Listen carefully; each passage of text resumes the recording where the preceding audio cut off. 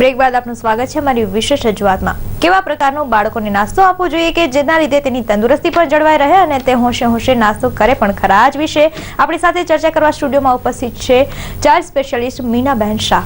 મીનાબેન, આપણે વાત કરી રહ્યા હતા કે બાળકોનો નાસ્તો કેવો હોવો જોઈએ. હવે ઘણી વખત મમ્મીઓનો એવો આગ્રહ હોય છે કે બાળકો નાસ્તો પણ જમવા જેટલો કરે, જેમ કે એની ક્વોન્ટિટી વધારે હોવી જોઈએ. તો આ બાબતે બાળકો ઉપર દબાણ થતું હોય છે.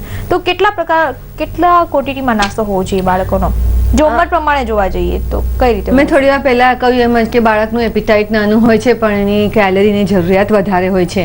હવે એવું કહેવાય છે કે ટોટલ દિવસની કેલરીનો લગભગ 25% જેટલી કેલરી બ્રેકફાસ્ટમાંથી મળવી જોઈએ. તમને આમ ક્વિકલી કહી દઉં કે બાળકને કેટલી કેલરી જોઈએ તો લગભગ 1 વર્ષના બાળકને 1100 કેલરી જોઈએ અને પછી દર વર્ષે 100 કેલરી આપણે વધારવાની હોય છે, બાળક લગભગ 12-13 વર્ષનું ન થાય ત્યાં સુધી. તો તમે તમારા બાળકની કેલરી જો તમે થોડી ગણી શકશો તો તમને ખ્યાલ આવશે અને તેનું એપિટાઇટ પણ કેટલું છે તે પણ સમજી લેજો. ઘણીવાર એવું બને કે અર્લી મોર્નિંગ સ્કૂલ હોય તો તમે બાળકને ટિફિનમાં પણ સાથે નાસ્તો આપશો, તો તમે એવું પણ કરી શકો કે એની જરૂરિયાતને તમે 2માં ડિવાઈડ કરી દો અને જે ટિફિનમાં આપણે ખાલી વેફર, પોપકોર્ન, કાયમ સાવ આમ હલકું ફુલકું નાસ્તો આપતા હોઈએ જેમાંથી કંઈ જ પોષણ ન મળતું હોય તેની બદલે થોડું નરિશિંગ તમે આપી શકો કે મગની દાળના ચીલા આપી શકો. કોઈ વાર મેં થોડી વાર પહેલાં કહ્યું તે સેન્ડવિચીસ આપી શકો.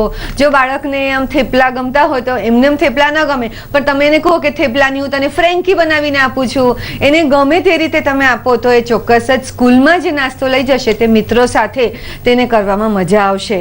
અને હા, ઘણીવાર એવું પણ કરવું પડે મમ્મીઓએ કે એના ફ્રેન્ડ્સના મમ્મીઓ જોડે થોડું કમ્યુનિકેશન રાખવું પડે અને મમ્મીઓ એકબીજા જોડે ચર્ચા કરી અને દરેકનું બાળક જો સ્વસ્થ નાસ્તો લઈ જતો હોય તો એકબીજાની સાથે કમ્પેરિઝન પણ એવી ન થાય કે એના ટિફિનમાં તો વેફર હોય છે અને તું મને આવું જ આપે છે.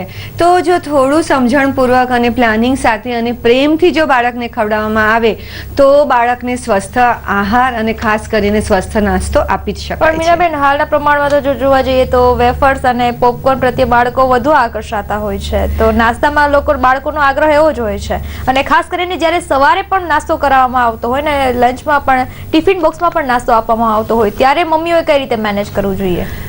એટલે બાળકને ગમતી વસ્તુ ન આપવી એમ હું નથી કહેતી, પણ ફક્ત એ જ ન આપવું જ જોઈએ.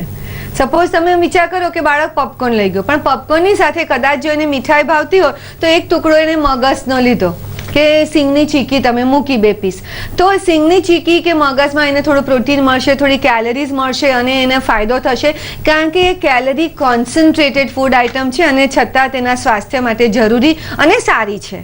થોડી વાર પહેલાં વાત કરવામાં આવી કે બાળકોને ડ્રાયફ્રૂટ પણ આપી શકાય છે, તો થોડું ડ્રાયફ્રૂટ એને જોડે મૂકવામાં આવે. પણ બાળકને ગમતી વસ્તુ પણ આપવાની અને સાથે સ્વસ્થ વસ્તુ પણ આપવાની, તેનું બેલેન્સ કરવામાં આવે.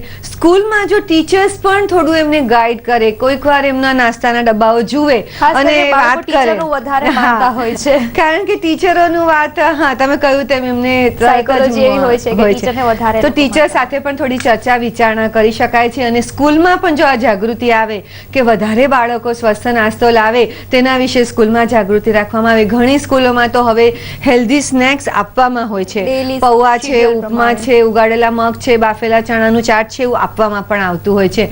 તો આવી વિચારસરણી જેટલી ફેલાશે, જેટલું બાળકને એવું સ્વસ્થ વસ્તુનું એક્સપોઝર થશે તો એની ચોઇસીસ બદલાશે. પણ આપણે એને અસ્વસ્થ વસ્તુનું જો એક્સપોઝર આપીશું કે ફક્ત બિસ્કિટ આપી દીધા, એક તો લોકોના મનમાં એવો ખોટો ખ્યાલ છે કે ગ્લુકોઝ બિસ્કિટ, એક બિસ્કિટ આપે ને એટલે મેં બધું પતી ગયું, પણ એમાં પણ મોટા ભાગના બિસ્કિટોમાં કદાચ મેંદો અને ખાંડ અને એવું જ હોય છે.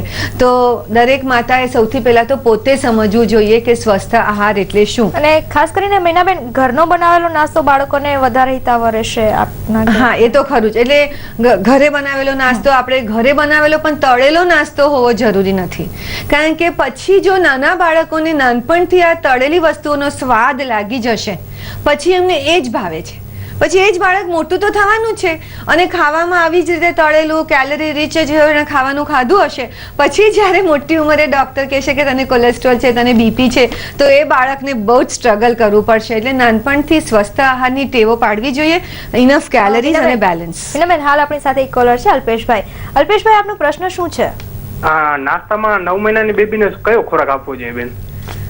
અલ્પેશભાઈ, બેબી તો 9 મહિનાની છે, એટલે હજુ તો તમારી બેબી આમ સેમી મેશ્ડ, એટલે આમ કે ઢીલો ઢીલો જ ખોરાક ખાતી હશે, તો તમે એને ઘઉંના લોટનો ઢીલો શીરો આપી શકો છો, કે જેમાં તમે દૂધમાં બનાવ્યો હોય. એને થોડું વધારે રીચ બનાવવા માટે અડધી ચમચી 5 ચમચી બદામનો પાવડર નાખી શકો છો. આવી જ રીતે ઘણા બધા લોટોને શેકીને, જેવી રીતે ઓટમીલને પણ પાવડર બનાવીને શેકીને તમે એનો શીરો બનાવી શકો છો. તમે બાળકને એવો નાસ્તો આપો કે જેમાં દૂધ હોય, કંઈ પણ અનાજની વસ્તુ નાનું બાળક કેવી રીતે લઈ શકે છે તે રૂપમાં હોય, અને તૈયાર સિરિયલ કરતા આવી રીતે ઘરમાં બનાવેલા કોઈ સિરિયલ હોય તો એને વધારે સારા પડશે.